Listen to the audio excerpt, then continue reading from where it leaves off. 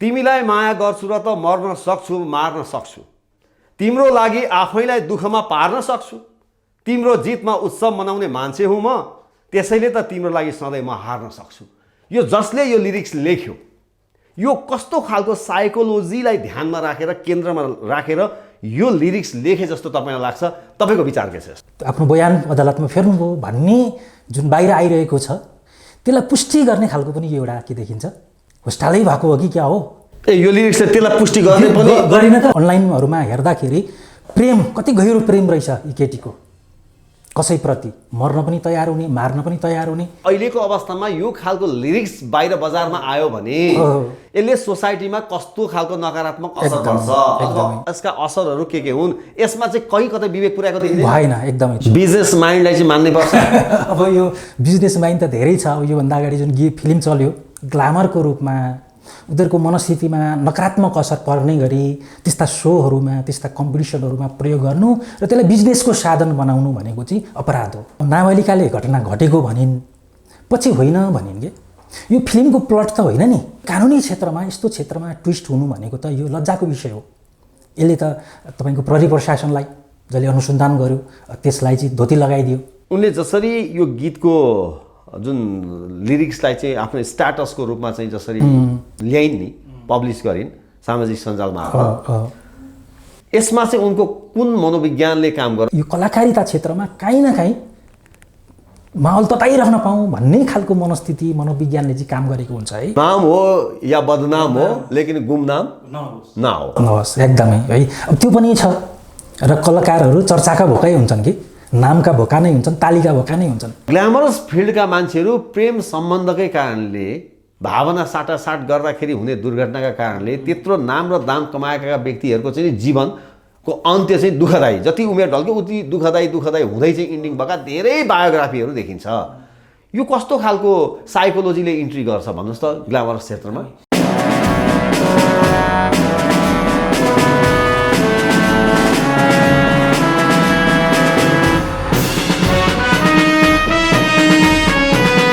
नमस्कार, हेडलाइन नेपालको हेडलाइन विशेषमा तपाईँलाई हार्दिक स्वागत छ। माफ गर्नुहोला, हुन त नाबालिका गायिकाको फेसबुकको आफ्नो आइडीबाट यति बेला एउटा स्ट्याटस आएको छ, तर पनि म भने ती गायिकाको नाम लिन असमर्थ छु। म लिन्न, यस कारणले लिन्न कि जुन स्ट्याटस आएको छ र यति बेला सामाजिक सञ्जाल र केही मिडियामा त्यही स्ट्याटसलाई आधार मानेर जुन प्रकारले समाचार आइरहेको छ त्यो समाचारका केही प्रकारका अर्थहरू हुन सक्ने सम्भावना र सङ्केतहरू देखिएका छन्।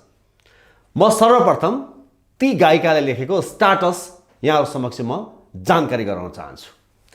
उनले लेखेकी छन्, शब्द सङ्गीतको काम हुँदै भनेर के लेखेकी छन् भन्दा, तिमीलाई माया गर्छु र त मर्न सक्छु मार्न सक्छु तिम्रो लागि आफैलाई दुःखमा पार्न सक्छु तिम्रो जितमा उत्सव मनाउने मान्छे हुँ म त्यसैले त तिम्रो लागि सधैँ म हार्न सक्छु। अहिले यति बेला भनिरहेछ ती नाबालिका गायिकाको स्वरबद्ध यो गीत हुन सक्छ, चाँडै बजारमा आउन सक्छ। उनले स्वराङ्कन गरिन्, गीत रेकर्ड भएको छ, फलस्वरूप उनले यो स्ट्याटस लेखेकी हुन्। यी कुराहरू अहिले अनुमान गरिँदैछ। सुरुमा जब यो स्ट्याटस आयो धेरै खालका आशंकाहरू अभिनेता पल शाहप्रति इङ्गित भएका प्रतिक्रियाहरू पनि आएका थिए। त हामी आज एउटा प्रश्न उठाउन चाहन्छौँ। यी नाबालिका गायिकाको नाम मैले उच्चारण गर्न नसकेर, मैले नजानेर उच्चारण नगरेको होइन, कानुनलाई सम्मान गरेर उच्चारण नगरेको हो। किनभने नाबालिका बालिका यो भनेको अन्डर एज हो। अब हामी एउटा प्रश्न राख्न चाहन्छौँ। तपाईँहरू गुगलमा रिसर्च गर्नुहोला, कुनै पनि सिङ्गिङ कम्पिटिसन या कुनै रियालिटी सोजहरू हुन्छ विश्वमा कुनै पनि मिडियामा, त्यसमा सुरुमा हामीले कुनै पनि रियालिटी सोमा पार्टिसिपेट हुन खोज्यौँ भने, सहभागी हुन खोज्यौँ भने त्यहाँ एउटा फर्म दिइन्छ। त्यो फर्म हामीले फिलअप गर्नुपर्छ। त्यसमा एज पनि लेख्नुपर्ने हुन्छ। र उनीहरूले तोकेको एजभन्दा उमेरभन्दा बढी समूहको व्यक्तिले त्यसमा सहभागिता जनाउन सक्दैन, यानि कि त्यो फारमलाई रिजेक्ट गरिन्छ। तपाईहरू गुगलमा सर्च गर्नुहोस्, कुनै पनि विश्वभरिका रियालिटी सोजका कम्पिटिसनमा, लिटल च्याम्प कम्पिटिसनमा कुन उमेर समूह तोकिएको हुन्छ। हामीलाई जानकारी भएअनुसार अधिकांशमा 1-2वटालाई छोडेर 14 वर्षभन्दा माथिकालाई लिटल च्याम्पमा त्यहाँ सहभागिता गराउन असमर्थ छौँ भनेर सहभागिता गराइँदैन। यी त हामीले रियालिटी सोजका कुराहरू गऱ्यौँ। अब हामी हाम्रो मुलुकमा जाउँ। नेपाल सरकारको सञ्चार माध्यम मध्येको एउटा सञ्चार माध्यम रेडियो नेपाल पनि हो। त्यहाँ भोइस टेस्ट हुन्छ। बच्चाले, अन्डर एजकाले पनि गाउन सक्छन्, उमेर पुगेकाले पनि गाउन सक्छन्, वयस्कले पनि। अब तपाईहरू आफै रेडियो नेपालमा गएर बुझ्नु होला कि अन्डर एजका व्यक्तिलाई कस्ता कस्ता भावना भरिएका कस्ता कस्ता लिरिक्समा गीत गाउने अनुमति छ भनेर। अन्डर एजका बालबालिकाले गाउने गीतका अधिकांश लिरिक्सहरू के हुन्छन् भने, आऊ साथी जाउँ हामी पढौँ लेखौँ है, जसै भए पनि बालबालिकालाई मोटिभेसन गर्ने खालका गीतहरू गाउन लगाइन्छ।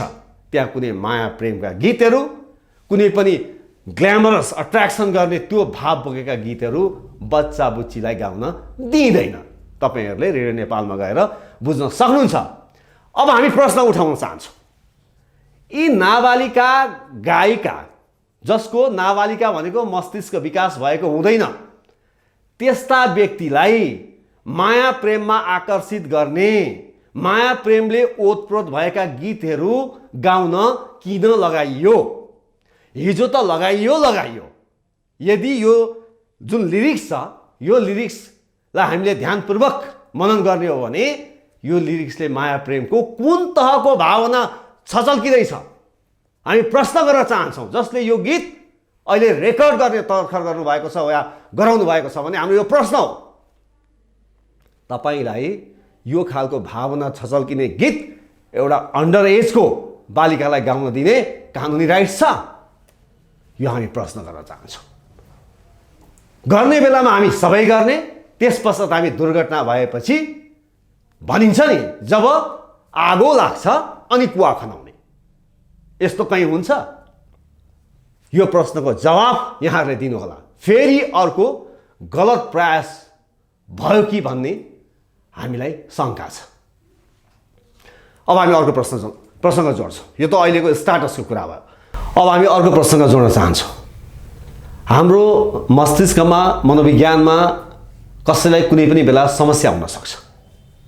तर विशेष गरी हामीले बायोग्राफीहरू हेऱ्यौँ भने सेलिब्रिटिजहरू जसले नेम र फेम प्राप्त गर्छन्, नाम र दाम कमाउँछन्, त्यस्ता व्यक्तिहरूको कतिपय प्रेमकै कारणले, सम्बन्धका कारणले डिप्रेसनमा जाने, एन्जाइटी हुने, मनोरोगले ग्रस्त हुने र उनीहरूको अन्त्य दुःखदायी रूपमा हुने, यस्ता बायोग्राफीहरू हामीले पढ्न, सुन्न र हेर्न पाउँछौँ।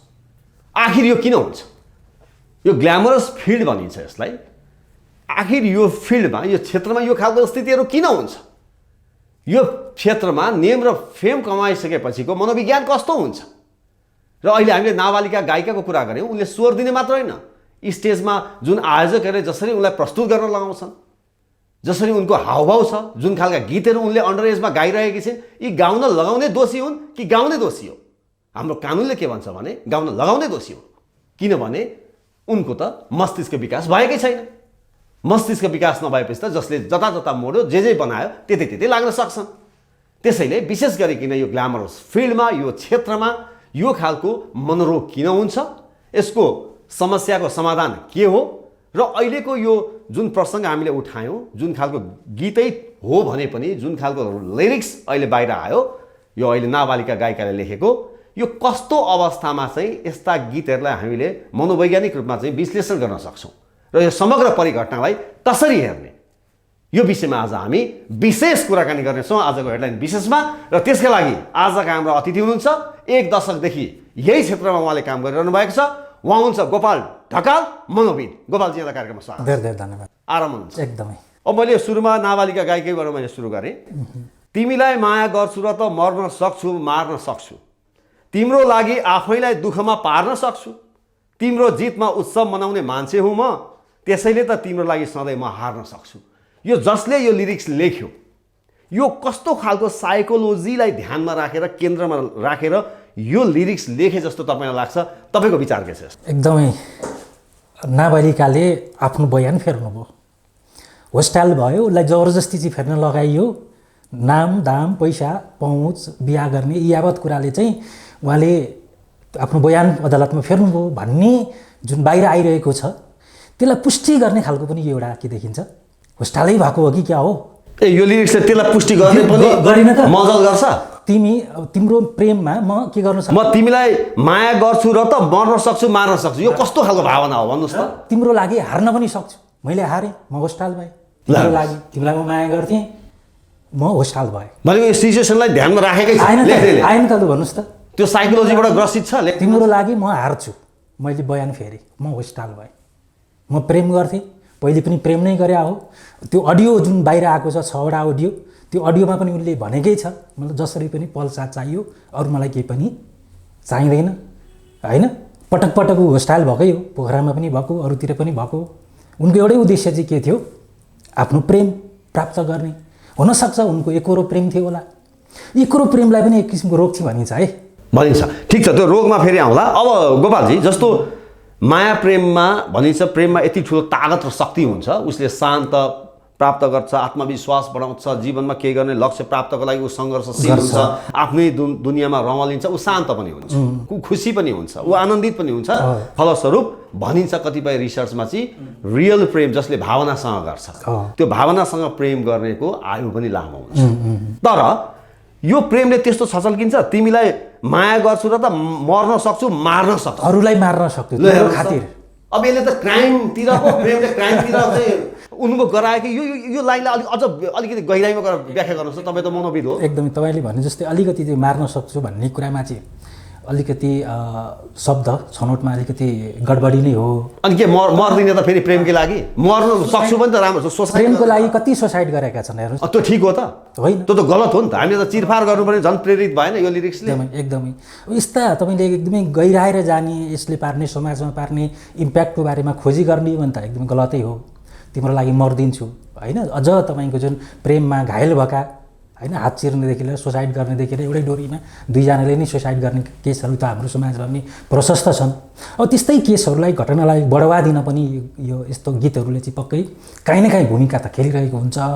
तर कतिले तपाईँले भने जस्तै यो अनलाइनहरूमा हेर्दाखेरि प्रेम कति गहिरो प्रेम रहेछ यी केटीको, कसैप्रति मर्न पनि तयार हुने, मार्न पनि तयार हुने होइन, अनि हार्न पनि तयार हुने, जे पनि तयार हुने, जे पनि त्याग रहेछ त, कति बलिदान रहेछ त, कतै अर्को पक्षले पो घात गरे हो कि भनेको। यसमा चाहिँ यो जसले गीत बनाइरहेछ उसले पपुलारिटीलाई हेर्यो, नाम र दामलाई चाहिँ हेर्यो, प्रसिद्धिलाई हेर्यो। तर यसले समाजमा अहिलेको अवस्थामा यो खालको लिरिक्स बाहिर बजारमा आयो भने यसले सोसाइटीमा कस्तो खालको नकारात्मक असर गर्छ, यसका असरहरू के हुन्, यसमा चाहिँ कहीँ कतै विवेक पुर्याएको देखिँदैन। भएन एकदमै तपाईँले भने जस्तै यसलाई कतिले मान्छेले त गीतै रहेछ होला, त्यो माथि गीत शब्द सङ्गीतै भन्नुभएको छ। तर उनले पहिले लेखेका स्टाटस जस्तै यो पनि एउटा स्टाटस पो हो कि, त्यो सङ्गीत पनि गराउँछ, फायर पो हो कि यो होइन। हिजो चाहिँ बयान फेरिन्, आज फेरि होइन, यो होइन है, एकैचोटि त भन्नु भएन, बिस्तारै सङ्केत गर्दै गर्दै गर्दै पीडामा त म परेकै हो, प्रेमकै लागि मैले बलिदान त दिएकै हो होइन भनेर फेरि ब्याकफायरको एउटा क्रम पो हो कि भन्ने हिसाबले पनि धेरै अनलाइनले चाहिँ त्यसरी विश्लेषण गरिसक्नु भएको छ। तर भलै यो गीत हुनुपर्छ, तर गीतै भए पनि यसले त्यति धेरै राम्रो सन्देश चाहिँ नदेला है, मर्छु मार्छु भन्ने शब्दहरूले चाहिँ पक्कै पनि समाजमा यसले राम्रो सन्देश चाहिँ दिँदैन। अब गोपालजी, हुन त यो संसारकै पहिलो र अन्तिम यो मर्ने मार्ने मायाको लागि भन्ने लिरिक्स भएको गीत त पक्कै पनि होइन। न यो पहिलो हो न यो अन्त्य हो होइन, आउने जाने क्रम छन्। तर अहिले जुन खालका घटनाक्रमहरू चाहिँ ती नाबालिका गायिका र अभिनेता पल्सासँग जुन जोडिरहेका छन्, त यो टाइममा यस किसिमको लिरिक्समा स्वराङ्कन भएपछि यसले चाहिँ सोसाइटीमा पार्ने असर, सोसाइटीमा पार्ने एउटा मनोवैज्ञानिक असर क्या विशेष गरी हो, त्यसलाई चाहिँ ध्यान दिएको देखिएन। ओहो पटक्कै देखिएन होइन? टक्कै देखिएन। तर यो गीतले चाहिँ केटीप्रति सहानुभूति चाहिँ, नाबालिकाप्रति सहानुभूति चाहिँ चोखो माया गर्दो रहेछ होइन। मायाकै कारणले गर्दा यो अवस्थामा यो केस यसरी बढेको रहेछ, यो प्रति त्याग रहेछ, बलिदानी रहेछ। ढिलो चाँडो जे भए पनि उसले के गर्यो, बयान फेर्यो, यो यसैको उपज हो भन्ने एक किसिमको सन्देश चाहिँ पक्कै पनि बिजनेस माइन्डलाई चाहिँ मान्नै पर्छ। अब यो बिजनेस माइन्ड त धेरै छ। अब योभन्दा अगाडि जुन फिल्म चल्यो त्यसमा पनि त काहीँ न काहीँ यस्तै कुराले बढी प्रायोरिटी पायो, प्राथमिकता पायो, बिजनेस पनि गर्यो। अब यो गीतले पनि बिजनेस गर्ला होइन, कमाउला। केटीलाई पनि केही न केही हदसम्म यो गीतले सहयोग चाहिँ पक्कै गर्छ। अब तपाईँ एउटा मनोविद, अघि मैले ओपनिङमा एउटा प्रसङ्ग जोडेको छु। कहीँ पनि लिटल च्याम्पको कुरा आउँछ, जुन बच्चा बुच्चीहरूको कम्पिटिसन हुन्छ रियालिटी सोज, त्यसमा 14 वर्षभन्दा माथिकोलाई प्रायः गरेमा इन्ट्री राखिँदैन, इन्ट्री गरिँदैन। तर रेडियो नेपालमा पनि 18 वर्ष मुनि, अहिले जुन 18, पहिला त 16 थियो, अहिले 18 जुन 74 पछि मानियो, त अन्डर एजलाई त्यहाँ चाहिँ त्यही आओ आओ प्यारा भाइ बहिनी हो होइन, लेखका हामी केटाकेटी कुहिरोसँग कि भित्र चाहिँ स्कुल छ भन्ने टाइपको चाहिँ एउटा बच्चाहरूलाई चाहिँ एउटा मोटिभेसन गर्ने त्यो टाइपको गीतहरू चाहिँ गीत गाउन चाहिँ उनीहरूले पाउँछन्, स्वराङ्कन त्यस खालको हुन्छ। त एउटा अन्डर एजको हामी नाबालक या नाबालिकाको कुरा पनि गर्छौँ, खुल्लम खुल्ला रूपमा चाहिँ माया प्रेम। अब यो कति गहिराइमा छ, कति खतरा तहमा गएको छ है। अब यस्ता गीतमा चाहिँ हामी एकदम मजाले चाहिँ एकदम त्यो भनौँ न अपोजिट सेक्सलाई आकर्षित गर्ने खालका गीतहरू पनि गाउन लगाएका छौँ, त्यही खालका ड्रेसअप गरेर म्युजिक भिडियो पनि तालपरे गर्छौँ, स्टेजमा पनि त्यस्तै पर्फर्मेन्स गर्नुहोस् है, तपाईँलाई यति हजार यति लाख दिन्छौँ भनेर पनि गर्छौँ। अनेक खण्ड यो भइरहेछ। अब यो राइट हो कि रङ हो कि यो कुन मनोविज्ञान? बालबालिका सम्बन्धी अधिकार छ नेपालमा पनि, बाल अधिकार सम्बन्धी ऐन बनेको छ 2075 सालमा। बालबाधिकार सम्बन्धी अन्तर्राष्ट्रिय ऐन कानुन पनि छ, त्यसमा नेपाल पक्ष राज्य हो। र त्यसमा के भनिन्छ भन्दाखेरि बालबालिकाको आफ्नो सिर्जना प्रस्फुटन विकास गर्न त दिनुपर्छ, तर बिजनेसको रूपमा, ग्लामरको रूपमा उनीहरूको मनस्थितिमा नकारात्मक असर पर्ने गरी त्यस्ता सोहरूमा, त्यस्ता कम्पिटिसनहरूमा प्रयोग गर्नु र त्यसलाई बिजनेसको साधन बनाउनु भनेको चाहिँ अपराध हो। कानुनले त्यो वर्जित गर्छ। तपाईँले भने चाहिँ सोमा लाने होइन, त्यस्तै खालका एकदमै उशृङ्खल गीतहरू होइन, भल्गर खालका गीतहरू प्रस्तुत गराउन खोज्ने, त्यो त बिजनेसै हो नि त, आयोजकको त बिजनेस हो। त्यो बालबालिकाहरूलाई बिजनेसमा प्रयोग गर्न पाइँदैन। ठिक छ, उनीहरूको आफ्नो क्षमता त जसले पनि प्रस्फुटन गर्न, विकास गर्न त पाउँछ होइन, त्यो त एज भनिँदैन, अधिकारको कुरा हो त्यो। तर सोमा प्रयोग गर्ने ग्ल्यामर यस्ता खालका गीतहरू भन्दा पनि उनीहरूको बाल विकास हुने खालका होइन, चाइल्डहुड फ्रेन्डली गीतहरू हुन्छ, चाइल्डहुड फ्रेन्डली वातावरण हुन्छ, त्यस्ता खालका सोहरू हुन्छन्, त्यस्ता खालका दर्शकहरू हुन्छन्, त्यसमा चाहिँ प्रयोग गर्नुपर्छ। तर यो गायिकाको मात्र होइन, यहाँ हेर्नुहोस् न कति लोकगीतहरू आउँछन् युट्युबमा, त्यस्ता खालको प्रशस्त हामीले देख्छौँ। त्यही भएर अलिकति बालबालिकाको जुन अधिकार हुन्छ त्यसमा कुठाराघात हुने काम चाहिँ प्रशस्त भएको छ हाम्रो समाजमा। यो चाहिँ दुःखद कुरा हो पक्कै पनि। अब गोपालजी, जस्तो रियालिटी सोजमा पनि हामी के देख्छौँ भने एउटा एज फ्याक्टरको कुरा गर्ने हो भने 14 वर्षभन्दा मुनि चाहिँ राखिन्छ। जस्तो रेडियो नेपालमा चाहिँ त्यही खालको भावनाको हामीले कुराहरू गरिराख्दाखेरि, तर त्यहाँ गीत कम्पिटिसनमा गीत चाहिँ फेरि माया प्रेमका पनि गीतहरू चाहिँ खुल्लम खुल्ला रूपमा रियालिटी सोजमा पनि गर्न लगाइएको हुन्छ क्या। एकातिर एज फ्याक्टर चाहिँ त्यसरी छुट्याउने आयो, अर्कोतिर गीत चाहिँ फेरि मन लाग्दै गाउन लगाउने भनेपछि गलत हो त्यो। सजगता चाहिँ कसैले पनि हटाएन। एकदमै प्रशस्त छ त्यस्तो बाल अधिकारको हननका घटनाहरू यो गीत सङ्गीतमा, फिल्ममा, अझ फिल्ममा वयस्कलाई एकदमै माया प्रेमका होइन त्यस्ता खालका डायलगहरू, यस्ता खालका फिल्महरू पनि प्रशस्त छन् नि हाम्रो। सेन्टिमेन्ट के बालबालिकालाई प्रयोग गर्नुको कारण सेन्टिमेन्ट जित्ने फिल्म चलाउने मात्रै उद्देश्य हो, त्यो देखिन्छ नेपाल। अब गोपालजी, जस्तो यो हुन त माया प्रेमका समस्या त हरेक क्षेत्रमा हुन्छन्, तर कतिपय भनौँ न एउटा ग्ल्यामरस फिल्डमा नेम र फेम दुइटै प्राप्त गरिसकेपछि त उनीहरूको जीवन त सुरक्षित हुनुपर्ने नि भविष्य। तर यही माया प्रेमसँग जोडिएर आफ्ना जीवनहरू जोडेर चाहिँ हामीले बलिउडमा पनि त्यस्ता धेरै उदाहरणहरू देख्न सक्छौँ, हलिउडमा पनि छन् यता कता, अनि नेपालमा पनि नहोला भन्न सकिन्न। तर यहाँ नाम लिन मिल्दैन, नाम लियो भने भोलि फेरि हामीलाई कानुनले समाज छ, त्यतातिर नामै लिएर नजाउँ, नलिउँ पनि। त यो ग्ल्यामरस फिल्डका मान्छेहरू प्रेम सम्बन्धकै कारणले, भावना साटासाट गर्दाखेरि हुने दुर्घटनाका कारणले त्यत्रो नाम र दाम कमाएका व्यक्तिहरूको चाहिँ जीवनको अन्त्य चाहिँ दुःखदायी, जति उमेर ढल्क्यो उति दुःखदायी हुँदै चाहिँ इन्डिङ भएका धेरै बायोग्राफीहरू देखिन्छ। यो कस्तो खालको साइकोलोजीले इन्ट्री गर्छ भन्नुहोस् त ग्ल्यामरस क्षेत्रमा? एकदमै यो क्षेत्रमा वैवाहिक जीवन सफल नभएको, प्रेममा सफल नभएको, प्रेममा घायल भएको होइन, यस्ता कुराहरू प्रशस्त पाइन्छ। यो मैले भनिराख्नु पर्दैन। किन यस्तो हुन्छ त यो क्षेत्रमा? यो क्षेत्र भने त एकदमै उदाहरणीय क्षेत्र हो। सेलिब्रिटी भनेको अरूको लागि अनुकरणीय हुनुपर्ने हो। तर किन उनीहरूको वैवाहिक जीवन, व्यक्तिगत जीवन, पारिवारिक जीवन चाहिँ त्यति धेरै विखण्डित हुन्छ भन्ने प्रश्न चाहिँ पक्कै एउटा सोचनीय प्रश्न हो होइन। र यो नहुँदाखेरि नै यस्ता काण्ड पो आइरहेका छन् कि यस्तै कारणले गर्दाखेरि प्रेममा, वैवाहिक जीवनमा अनुशासित हुन नसकेको कारणले गर्दा पो यस्ता घटनाहरू कि जेल पुगेर टुङ्गिन्छ, कि डिप्रेसनमा गएर आत्महत्या गरेर चाहिँ टुङ्गिन्छ होइन, कि विघटन भएर टुङ्गिरहेको हुन्छ। किन यसरी भइरहेको छ त भन्दाखेरि यसका विभिन्न एङ्गलहरू त छन् पक्कै पनि। मनोवैज्ञानिक कारण एउटा त परिवारलाई समय दिन नसक्नु होइन, ऊ आफ्नो करियरमा लागिरहेको छ र कतिको मनस्थिति के होला भने बिहा गरिसकेपछि जुन चामिङ हुन्छ नि त्यो प्राप्त गर्न सकिँदैन भन्ने एउटा मनोविज्ञानले काम गरिरहेको हुन्छ एउटा। दोस्रो चाहिँ अब यो क्षेत्रमा अलिकति हाइलाइटमा आउनको लागि जे पनि गर्नुपर्छ होइन, जुनसुकै समझदारी पनि गर्नुपर्ने हुनसक्छ, नत्र भने हामी आफ्नो क्षमताले अगाडि बढ्न सक्दैनौँ। यहाँ चाहिँ नातावाद, कृपावाद केही न केही गर्नुपर्छ अनि मात्रै यो क्षेत्रमा स्थापित हुन सकिन्छ भन्ने मनस्थितिले, त्यो मनोविज्ञानले धेरैलाई चाहिँ के गरेको, गाँजेको छ। म आफ्नो क्षमताले अगाडि बढ्न सक्छु भनेर यो क्षेत्रमा आउनेहरू एकदमै कम छन्, पढे लेखेका पनि कम होला। हिरो हिरोइनलाई हेर्नुहोस्, पछिल्लो समयमा त अलिक बौद्धिक व्यक्तिहरू पनि आइरहनु भएको छ, अलिकति बौद्धिकताको पनि कमी होइन, पढाइ लेखाइमा अलिकति कमी, अनि त्यस्तै गरी समझदारीका कुराहरू, अनि त्यो कतिले फन्डा पनि के फिल्म चलाउनको लागि पनि यति तुच्छ फन्डाहरू पनि कतिले चाहिँ के गरिरहेका हुन्छन्, चलाइरहेका हुन्छन्। तर वास्तवमा यो राम्रो होइन होइन। यस्ता धेरै फन्डाहरू देख्छौँ नि त हाम्रो फिल्म इन्डस्ट्रीमा पनि।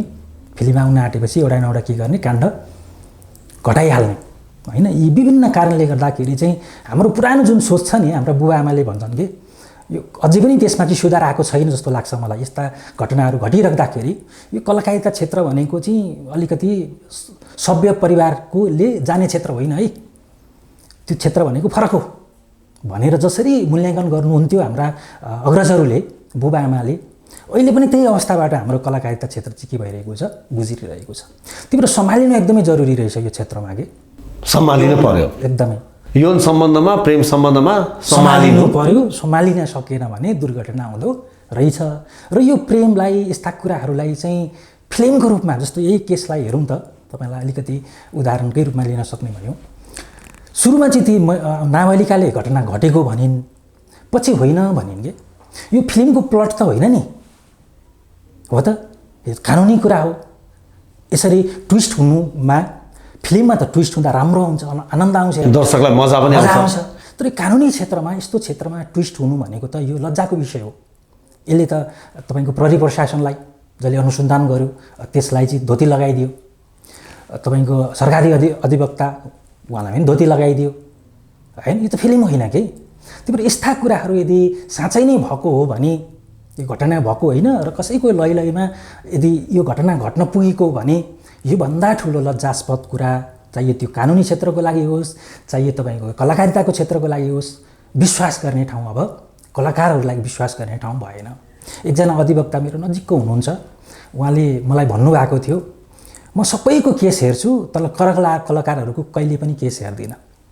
उहाँले धोका पाइसक्नु भएको रहेछ। छिनमा एउटा भनिदिने, छेउमा अर्को भनिदिने, स्वार्थ पुरा गर्ने, छिनमै मिल्दिने होइन। त्यही भएर यो क्षेत्रमा यस्तै हो भने भोलि कुनै अधिवक्ताले सहयोग गर्नु पनि तत्पर नहोलान् के। भनेको त्यो बार्गेनिङ हुन्छ भन्ने कुरा उहाँलाई कुरा अनुसार त त्यही बुझ्यो नि, बुझ्यो है। बार्गेनिङ हुँदो रहेछ, त्यहाँ पङ्गु हुन मात्रै जाने हो, अरू त्यहाँ केहीबाट पनि हुन सक्दैन भन्ने चाहिँ उहाँलाई लागेर उहाँले पछि त्यो केसहरू हेर्न चल्नुभयो है। प्रसङ्ग के हो भन्दाखेरि अघि हामीले भने जस्तै यदि यो बनाउ रहेछ, फसाउनै खोजेको रहेछ भने हाम्रो समाज कहाँ रहेछ त, कहाँसम्म पुगेको रहेछ, हामी कता जाँदै रहेछौँ। अर्को एउटै हाम्रै समाज रहेछ जहाँ कोही व्यक्तिलाई जेल पठाउनको लागि 15 करोड पनि के गर्दो रहेछ, खर्च गर्दो रहेछ। यस्तो एनजिओ पनि नेपालमा रहेछ। ल हेर्नुहोस् भने हाम्रो समाज कहाँ रहेछ त, ल भन्नुहोस् त।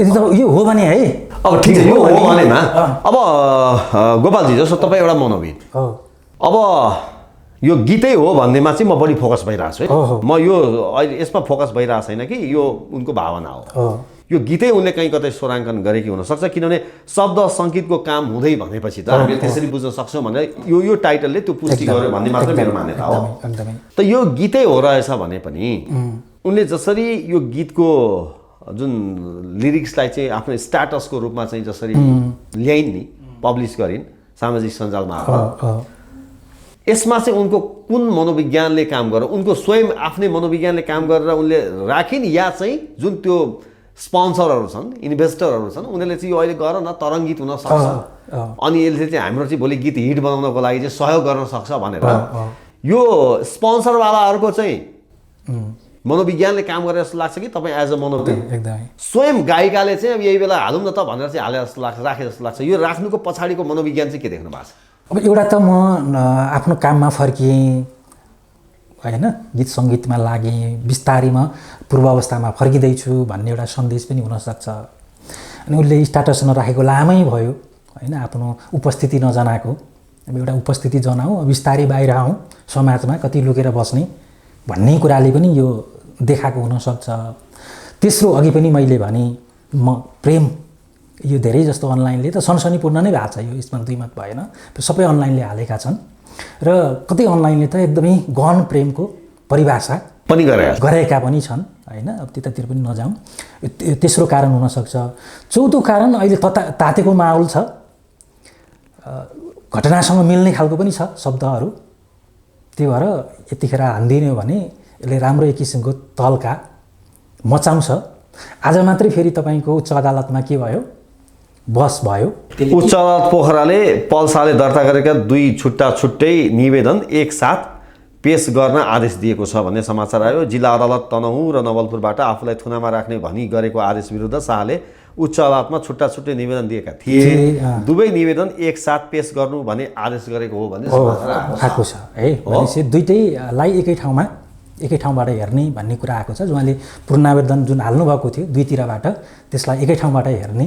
अब एक हप्ता पछाडि फेरि अर्को पेशी होला, अब यो त कानुनी प्रक्रिया हो, हुँदै जाला। अब त्यो हुनु आज, अनि सँगसँगै फेरि के आउनु, स्ट्याटस आउनुको रूपमा त्यो आउनुले काहीँ न काहीँ अलिकति यी केसहरूलाई अलिकति तताउने के। र अर्को के हुन्छ भन्दाखेरि यो कलाकारिता क्षेत्रमा काहीँ न काहीँ माहौल तताइराख्न पाऊँ भन्ने खालको मनस्थिति मनोविज्ञानले चाहिँ काम गरेको हुन्छ है। त्यस्तो हुन्छ, किनभने यो ग्ल्यामर क्षेत्रमा सधैँ के हुनु पर्यो, अगाडि नै बढिराख्नु पर्यो, चर्चा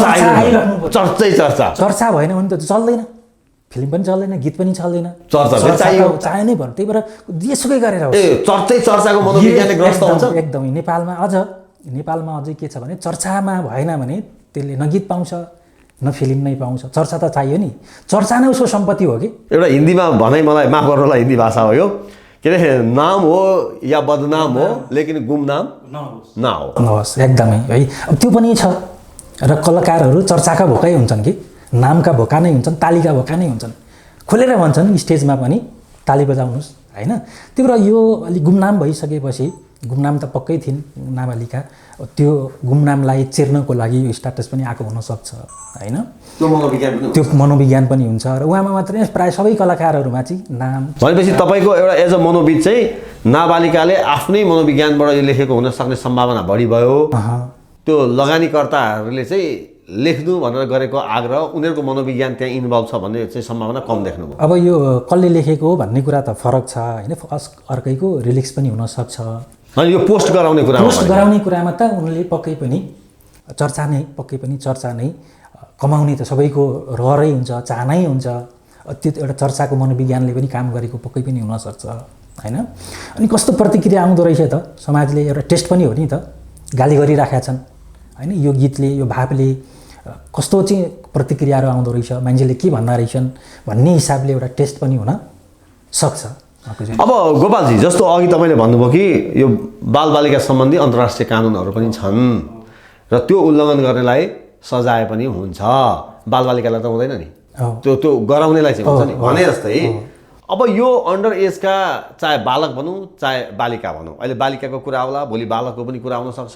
यसरी जुन यो सेक्सुअल अट्र्याक्सनमा अपोजिट सेक्सप्रतिको अट्र्याक्सनमा एउटा जुन किसिमका भावना छल्केर जसरी एउटा नाम र दामको लागि जुन प्रयोग गराइँदैछ कोही कोहीबाट त्यो गराउनेलाई के कानुनी रूपमा सजाय हुन सक्छ त? बेचिराखेका छ नि तपाईँलाई बालबालिकाहरूलाई, यो बेचेको देखादेखि त्यस्ता चाहिँ गीतहरू, त्यस्ता सङ्गीतहरू प्रोफेसनल रूपमा के फेरि हुन्छ। स्कुलमा गीत गाउन पाइयो होइन, प्रतिस्पर्धामा गाउन सक्यो आफ्नो चाहिँ क्षमता, तर त्यो पैसा आउँछ भनेर युट्युबमा बेच्नु त पाइएन नि त। त्यो चाहिँ मिलेन। कुनै कन्सर्टमा धेरै टिकट बिक्छ भनेर बालबालिकालाई पुरै गर्न मिल्दैन, त्यो चाहिँ कानुन विपरीत कुरा हो। त्यस्तालाई सजाय हुन सक्छ, त्यस्ता आयोजक गर्न लगाउनेलाई? एकदमै एकदम। तपाईँ स्योर हुनुहुन्छ गोपाल? 100%। अन्तर्राष्ट्रिय कानुनले त्यो भन्छ? एकदमै एकदमै। तपाईँ कति वर्ष भयो? 1 दशकभन्दा बढी भयो होइन? तपाईँको कहाँ छ यो कार्यालय, कहाँ छ सम्पर्क? चाबेलमा छ। यो ग्ल्यामरस फिल्डका मान्छेहरू आउँछन् मनोरञ्जन कि तपाईँका आएका छन्? अब भन्नु त मिल्दैन, नाम नभन्ने, यो क्षेत्रका आएका छन्। तर एकजना हाम्रो रियाबमा हुनुहुन्छ, 10 वर्षदेखि हामीसँग हुनुहुन्छ। उहाँ परिवारले हेर्दैन, हामीले निःशुल्क उहाँलाई राखेका छौँ। 10 वर्षदेखि। तपाईँले यो विषय कहाँ कसरी पढ्नु आज बताउनुहोस् त? टियुमा क्लिनिकल साइकोलोजी हो मेरो मास्टर। त्यसमा मास्टर्स गर्नु तपाईँलाई अनि यो क्षेत्रमा केले आकर्षित गर्यो? मान्छेको आफ्नो रुचि त हुन्छ, पक्कै पनि स्वभावले पनि काम गरे होला, रुचिले पनि होला, काहीँ अनकन्सियस माइन्डमा केही न केही पक्कै पनि हुन्छ मान्छेको। अब त्यो ठ्याक्कै देखिन पनि नसक्छ, ठ्याक्कै देखिँदैन पनि अरे कि। मनोविज्ञान भन्ने कुरा यस्तो हो, त्यो फ्याक्टै देखिन्छ, अरू जस्तो होइन होइन। अरू भौतिक कुराहरू ठ्याक्कै भन्न सकिएला, तर मनोविज्ञान भन्ने यस्तो हो, त्यो एउटा व्यक्तिलाई कुनै प्रोफेसनमा, कुनै घटनामा के कुराले गाइड गरेको हुन्छ, के कुराले प्रभाव पारेको हुन्छ भनेर फ्याक्टै भन्न सकिँदैन। त्यो सानो बच्चाको कालको कुनै घटनाले पनि के गरेको हुन्छ, प्रभाव पारेको हुनसक्छ। त्यो घटना बिर्सिसकेको पनि हुनसक्छ, तर त्यही घटनाले पनि के गरिरहेको हुन्छ, मान्छेलाई गाइड गरिरहेको हुन्छ। भनेपछि फाइनली एज अ मनोविद गोपाल ढकाल के भन्नुहुन्छ भने विशेष गरी ग्ल्यामरस फिल्डका साथीहरूलाई प्रेम र यौनका सम्बन्धमा सजगता अपनाउनुहोस्, आफ्नो मनोविज्ञानलाई ठिकठाक गर्नुहोस्, अदरवाइज तपाईँको भविष्य अन्धकार हुन सक्छ। यही हो एकदमै गोपालजी? हजुर। ओके, ठिक छ। हाम्रो हेडलाइन विशेषमा आइदिनु भयो गोपालजी। अहिलेको यो समसामयिक विषय प्रसङ्गमा यहाँले आफ्नो विचार र धारणाहरू राखिदिनु भयो। तपाईँको सेवा अझ सशक्त हुँदै जाओस्, उपचार पद्धतिले अझ प्रभावकारिता प्राप्त गरोस्। तपाईँलाई बेस्ट अफ लक। हामीसँग अन्तरङ्ग कुराकानी गरिदिनु भयो, यहाँलाई धेरै धेरै धन्यवाद। एकदम धेरै धेरै धन्यवाद। नमस्कार। नमस्कार।